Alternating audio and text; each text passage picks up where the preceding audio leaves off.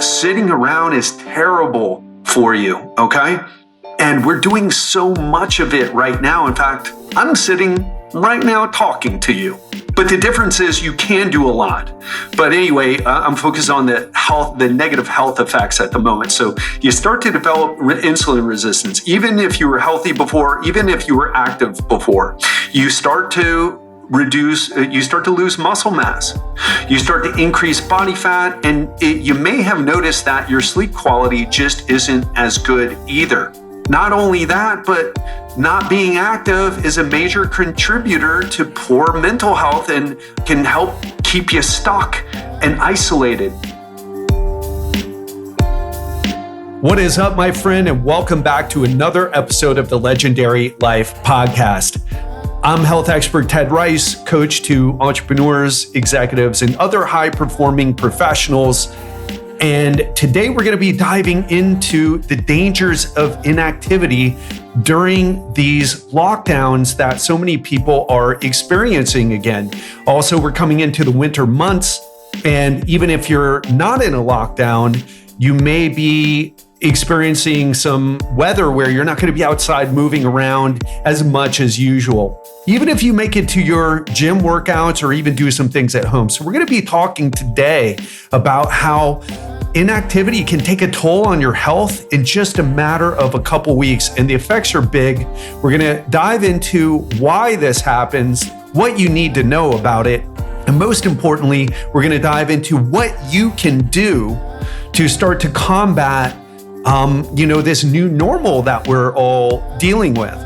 So you might even be more sedentary because of the winter months and because of the lockdowns and the general restrictions about getting together. So we're going to dive into all that and more. And if this is your first time listening to the Legendary Life Podcast, welcome. Great to have you. What we do here is we break down science-based information on how to lose fat, prevent disease, and live a longer, healthier, legendary life. So if that's what you're into, if you want to hear some real deal science-based information and not just, using sciencey sounding words to make that people use to make themselves sound intelligent. If you want the real deal, you're in the right place. So click that subscribe button wherever you listen to the show. And if you've been listening for a while and really appreciate what we do here, because it's not just me, we have a whole team behind Legendary Life. If you appreciate what the Legendary Life team brings to you every week, please leave us a review on wherever you listen to your podcasts. We've even created a guide to help you leave a review. Sometimes it gets a little confusing. You can go to legendarylifepodcast.com/subscribe, and we will show you how to subscribe, how to review, in case you're struggling with, how to do that. And, of course, you want to give us a review because you appreciate what we do. So let's dive into it. We're coming on a second wave of COVID-19, but we're also in flu season, winter's coming, and people don't realize it, but you're facing a very serious risk from reduced physical activity. So you're not moving as much. And the older you are, the more important this is for you. So what we're going to do here is we're going to develop a plan so that you can be physically active to help yourself stay strong and healthy through the winter ahead. So I'm sure, unless you live underneath a rock and don't have Wi-Fi, you know how great exercise is for you. It helps you build muscle. It helps you maintain your function and strength. It reduces risks of disease like high blood pressure and insulin resistance, metabolic issues, etc. Improves your quality of life and more. But what a lot of people don't know is the opposite side of the coin, just how damaging and expensive that it can be when you're not moving as much. And a lot of people don't even realize this is happening. So you may be familiar with something called sarcopenia. I've talked about it quite a bit on this podcast over the years. And what it basically means is this. physically inactive people can lose as much as 3% to 5% of their muscle mass each decade after 30. So even if you're active, you still might have some muscle loss unless you're being extremely intentional about maintaining it. And we're going to talk about those things that you can do to really stay on top of this. So we've all heard family members say, I'm just not as strong as I used to be, or I just can't do that anymore. But, and that's a natural part of aging. I mean, let's be real. Let's have an honest conversation and say, listen, at the end of the day, when you're in your 80s or 90s or late 70s, whatever it is, your age is going to get you. All right. It's going to get you. But what we're talking about here is we're talking about living, not just living longer. Okay. That's your lifespan. So really, I want to live as long as I can. But even more importantly than how long we live is how well we live. Wouldn't you agree with that? I mean, I think about my dad's last days. He couldn't even walk anymore. He couldn't get out of the bed anymore. I mean, is that acceptable for you? And the answer most likely is no. But so often we struggle with, okay, well, what is the best way to do it? There's so many messages coming at us, telling us what to do. And a lot of them aren't that helpful.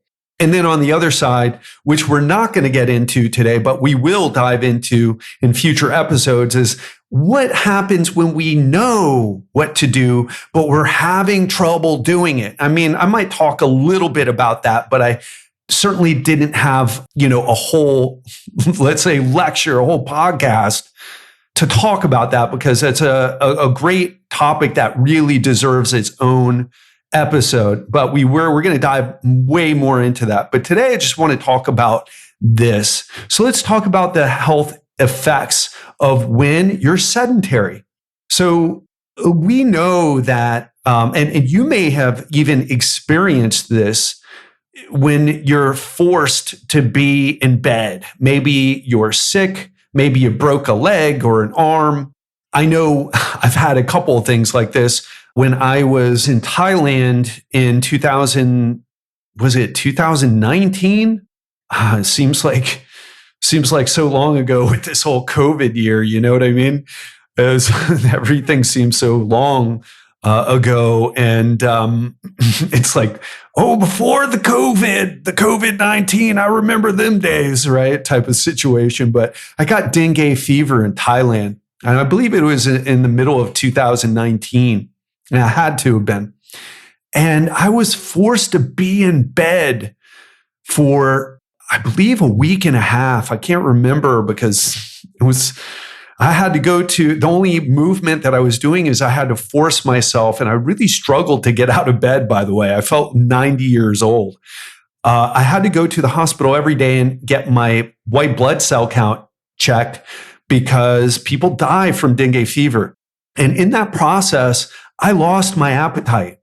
I mean, if you've listened to this podcast for a while, you know some of the things that I've been through. Guess what? I've never lost my appetite, right? Some of the terrible traumas and tragedies I've been through, I'm just kind of dramatizing a little bit, but I never lost my appetite. But with dengue fever, lost my appetite. And I lost like 6 pounds in a matter of a couple weeks. And for those of you who are like, oh, sign me up. I'm flying to Thailand right now to go get me some of that dengue with that fever to lose some of this weight. Well, first of all, you can't get into Thailand right now because of the lockdown. But the second thing is that a lot of it is muscle mass. So when we're inactive, reduced physical activity, whether it's because you got dengue fever, whether it's because of something else, whether it's because there's a lockdown and you're just like, I could get up and move around more, but I just don't feel like it, right? It leads to less workouts. You don't take as many steps throughout the day. And this can bring about a serious change in your health.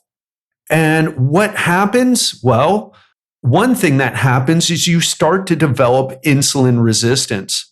Even if you were active before, if you in a matter of a couple weeks, you can start to develop insulin resistance just because you're not being active. And for those of you who are just not that active or have family members who are not that active, now you know why they're having such a problem with their blood sugar levels and with, maybe some type of metabolic issue in their, maybe they're having blood markers of high blood sugar levels, that type of thing. Sitting around is terrible for you, okay?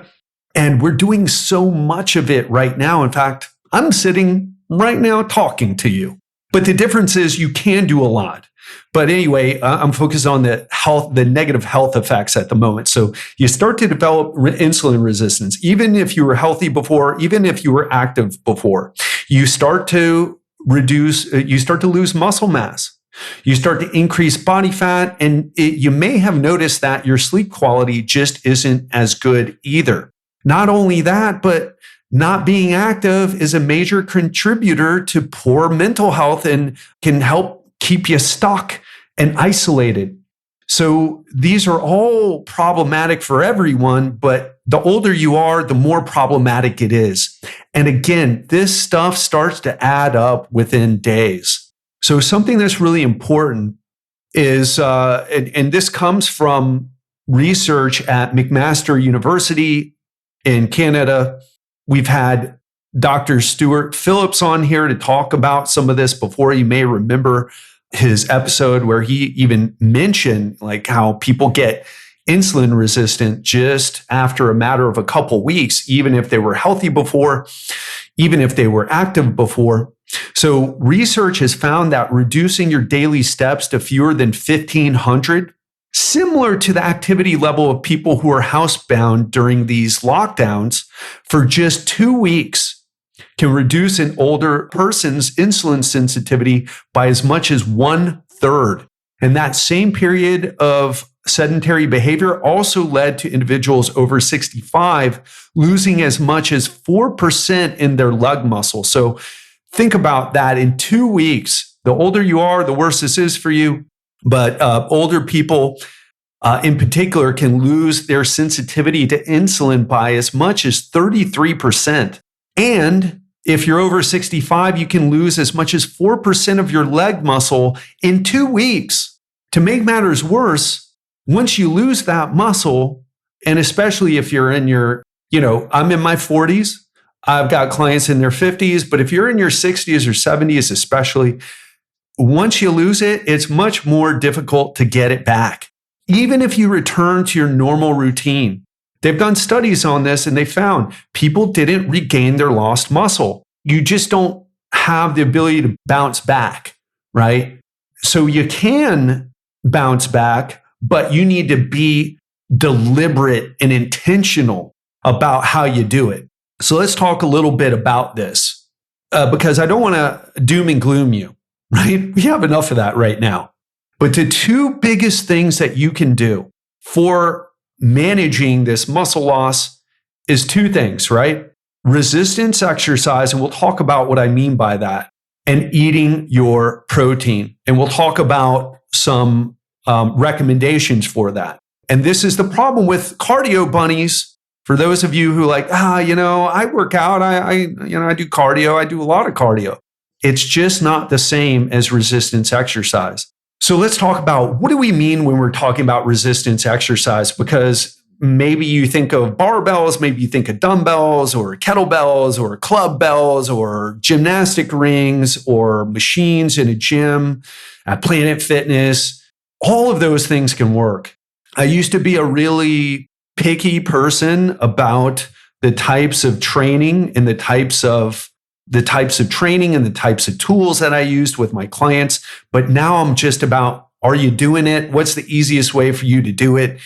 And some of the research has shown that exercise machines can perform or give results rather, just as good as lifting barbells and dumbbells. So it doesn't matter what you do, but here are a couple of things that are important. Number one, the number one thing that you need to do is you need to take that set of resistance exercise to muscular fatigue. You need to get within, say, 3 reps of where you can't do more.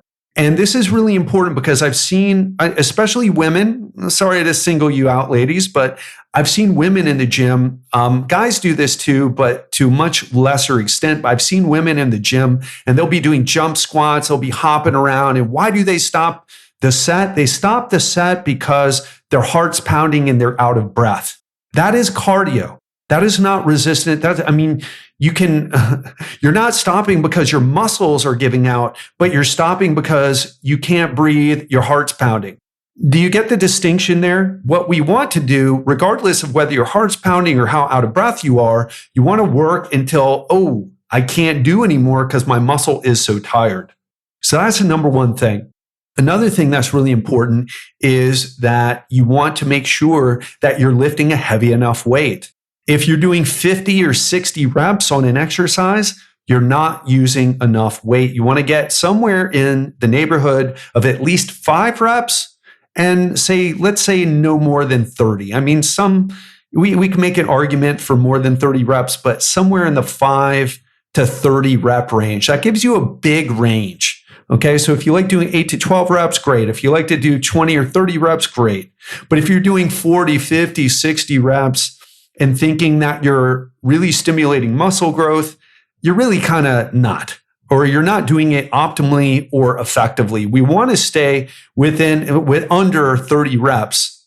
Okay, so you want to take your muscles to exhaustion on a set of exercise, a resistance training exercise, whether it's a push-up, a bench press, overhead press, a squat, a deadlift, a leg curl, a leg extension. It really doesn't matter what the exercise is, but you want to make sure that you fatigue in under 30 reps. The other thing that you want to do if you want the best results is you want to slowly increase the amount of weight that you use over time.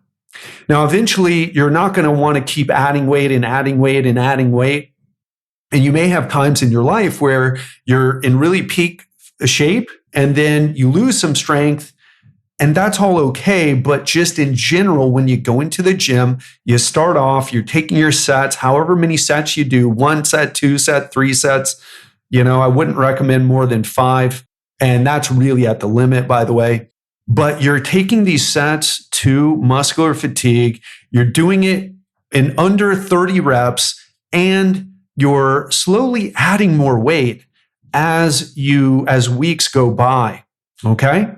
So the other thing that you need to do to really get the most out of your muscle growth activity is to make sure you're eating enough protein. And although some official numbers say that we're eating too much protein in the United States, I find most of my clients that I work with aren't eating enough protein, certainly not enough protein to get great results with losing fat and building muscle. So I'll break that down into a few different ways. Now, this requires paying attention to how many grams of protein you're getting per day. And if you're not willing to do that, you're just kind of guesstimating. Okay. And it's okay, but just don't expect great results. However, if you can pay attention to the number of grams of protein that you eat per day, and I'll give you some shorthand tricks here, or some short, some things that maybe will help you a bit better to see how much you're eating. So what we can do here is just shoot. So to keep things simple, you can shoot for somewhere in the neighborhood of, say, 25 to up to 40 grams of protein with each of the 3 meals that you have per day. That'll give you a minimum of 75 grams and up to 120 grams of protein per day. So if you wanted just to kind of keep it simple, and what that would be, what we teach in the challenge that we run, the Quarantine Comeback Challenge, we teach people to eat about 2 palm-sized portions of protein per meal if you're going to be eating 3 meals per day. So if you want to take this to a more precise level, what I would have you do is I would have you eat around 0.7 grams. If you're overweight or obese, you want to stay in the neighborhood of 0.7 to 0.8 grams per pound of body weight, and up to, and for those of you who are normal weight, 0.8 to say 1 gram per pound of body weight. Okay. So again, if you are overweight or obese, you want to use 0.7 to 0.8. You multiply that 0.7, 0.8, depending on how much protein you feel you can eat, times your body weight in pounds. Sorry for those of you who do kgs, but body weight in pounds, and that will give you the number of grams of protein that you want to shoot for every day. And again, if you're a bit leaner, if you're not overweight, if you're in the health, in the healthy or low risk, I forget all the terms. They get all politically correct now. But if you're in that, non-obese or non-overweight category, eating in the 0.8 to 1 gram per pound, 1.8 to 1 gram of protein per pound of body weight every day. So for example, I'm weighing about 185 right now. I would shoot for, I don't know what 0.8 times 185 is. I'm not going to do the math. Actually, I could do it real quick. Let's see. So 185. So 185 times 0.8 gives me 148 grams to 185 grams per day is what I would shoot for. So that's what I'm shooting for every day, personally, right now. And I have it programmed into my FitnessPal, so I don't really have to think about it much or do much math, which is kind of a bonus tip there. Track your protein. You don't have to use my FitnessPal. You can even use paper and pen to do it. But if you can track your protein, you will get so much better results. Now, I want to say this. It seems that animal protein, so dairy, meat, fish, and eggs, outperforms plant-based protein. In other words, beans, nuts, seeds, and lentils.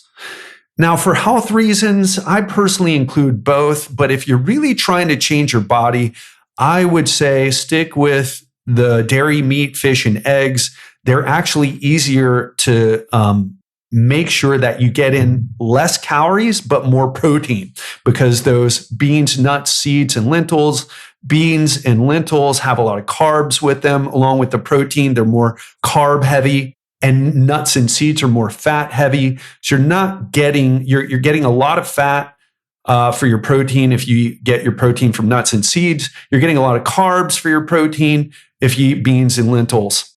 So those are the big things that you can do. Now, so we talked about so far resistance training. We talked about how to do it. We talked about why it's important. And one other thing I would say about the resistance training thing, just to rewind a little bit, is make sure you're getting at least 2 times per week. At least 2 times per week. If you're doing less than 2, it's really not good. All right. You're like a D- student. All right. If you're doing 1 time a week, if you're not doing any, then you're really, you're not even in the game. And we got to talk about why that is. What is the obstacle there? Is it a lack of knowledge, a lack of training, a lack of skills, don't want to get into the gym, don't know how to work out at home?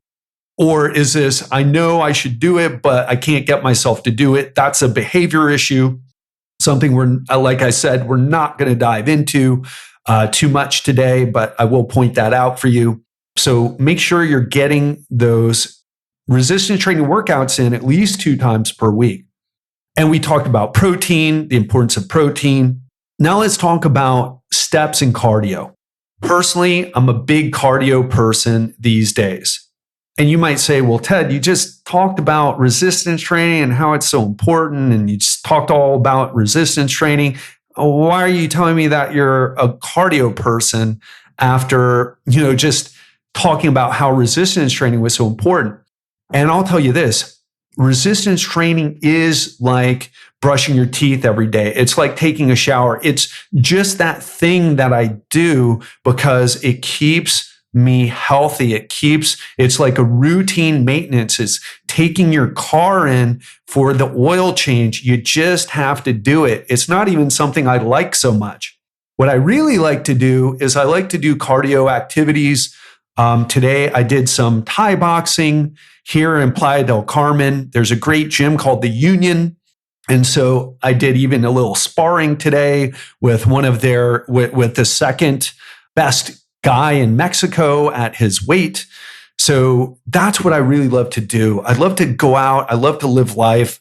So either I'm doing those things, scuba diving, you got to be in good shape for, hiking, you got to be in good shape for, certainly doing a martial art, you got to be in great shape for.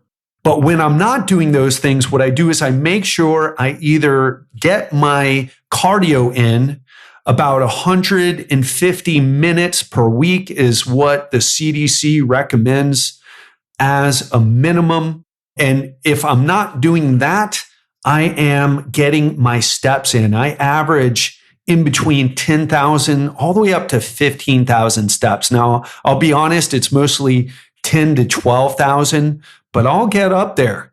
And this is super important. And this is what we lose when we're locked up in the house. Maybe your gyms are closed. So maybe you're a cardio person like I am, but you can't get there because you don't have a cardio machine in your house and the gym is closed down. That's where you do your cardio. Then all of a sudden you're not doing cardio. Well, I tell you, you've got to find a way around that, or you suffer the consequences. It's as simple as that. One thing that I do that I'll share with you is I always stay in buildings that have a gym attached to it. So I know that's a bit of a situation that not everyone can create for themselves, but I'll tell you this. It's something that I do and something that I recommend to people. It's like, hey, maybe don't go out, save some money, buy a treadmill, buy an elliptical machine, buy a spinning bike. Invest in your health if you really care about it, if you really want to take your health to the next level and not fall apart during these lockdowns and during these winter months. I personally always stay in a place where I have easy access because I know I'm a lazy MFer and I'm not going to walk 20 minutes to the gym or take a cab to the gym or drive to the gym 15 minutes to go, I'm not going to do it. I'm too lazy for that. It doesn't work for me. Now, if it works for you, great. But what do you do when you face the lockdowns, when you face the cold winters and you don't even want to go outside? Or maybe you get snowed in for some of our listeners in Canada and in the northern United States. Like, you got to have some type of plan for that. And if you don't, you're going to suffer the consequences. It's as simple as that. So another thing that I do is I choose to live in an area, and I know, again, not helpful for those of you who live in colder environments, but I could live in a lot of different places. I choose to live in an area where I can get outside and walk. Now, it can't always. Sometimes it rains in the areas that I'm typically in the tropical areas, but I make sure I have an active lifestyle. I make sure that I'm taking the stairs when I can. I don't take the elevator. I'm only up on the 4th floor currently, but I don't take the elevator if I'm only on, the 4th floor, the 5th floor, the 3rd floor. You've got to factor in. You've got to make this into, I'll say this about the behavior change. If you really want to master this at a high level, you've got to find a way to make this into your lifestyle, regardless of what your friends think or care about or do or anyone else. You've got to make this into your lifestyle. The last thing I'll say is about the behavior change thing is pay attention to the people that you hang out with. You may be facing some big obstacles because the people who you surround yourself with are not of the same. Maybe they care about their health as much, but they're not willing to take the actions that you're willing to do. And this is a big problem, a big obstacle for a lot of coaching clients that I work with. And what I tell you is this is the key to dealing with this, because some of us, we can't hey, I'm going to divorce you. You can't divorce your kids, or can you? I don't know. Anyway, you can't get rid of your kids, or certainly wouldn't want to, even if you could. I don't know. I'm like laughing because I'm not a parent. I don't know. Maybe you do want to get rid of your kids. Just kind of kidding. But the key here is to have a conversation with the people in your life. Obviously, friends you can pick and choose, but your family members you can't. And having good communication with them and asking them for support. You don't want to finger wag. You don't want to tell them, hey, you're messing me up here. You're sabotaging me. You're really making it difficult. I'm trying to improve my health and you're really screwing me up. You don't want to do that. You want to say, hey, listen, I'm really struggling here. And I'm finding that you guys want to eat or don't want to take the stairs, don't want to do this. And I really would like your help. We all love to help, but we hate being lectured to. We hate when people wag their fingers. We're all rebels at heart for the most part. Especially if we're adults, we're done. We're done taking orders from our parents. But when we're asked for help, it's like, oh yeah, sure. How can I help you? We all love to help. So if we can disarm people by good communication and saying, hey, listen, trying to do this. I'm trying to do this so I can be a better person for you. Because when I'm in better shape, I feel better. And when I feel better, I'm less irritable with you. I'm more loving with you. I'm more present in the time that we spend together. And I'm kind of struggling here right now, and I'm asking for your help. So that's what I that's what I tell my clients who struggle with being around people who aren't of the same mindset of them or don't have the same level of commitment to living an active lifestyle. So I'm going to wrap things up now. I hope you got a lot out of this episode. And I have a lot more episodes coming, things that are really going to help you. We're going to talk about behavior change, especially if you feel a bit stuck because of this whole lockdown situation. Maybe you're already feeling stuck before, but now it's taken it to a whole new level of feeling stuck. We're going to talk about this. We're going to talk about the other areas of health that so many health influencers neglect to talk about. I've got so much coming for you. I can't wait. I'm so pumped. So that's all I have for today. I hope you enjoyed this. And the thing that I would ask you is this: if you stayed with me to the end here, what is your big takeaway from today's episode? And how can you make that big takeaway actionable in your life? What can you do right now in the next 5 minutes to make this more actionable? Can you set a reminder on your phone? Can you get down and do a plank hold for 1 minute? Can you do some push-ups? Can you do some squats? What is it that you took away from here and that you can implement right away? That's what I want to know. And of course, if you haven't subscribed to the podcast, please do. And if you've been listening for a while, please leave us a review.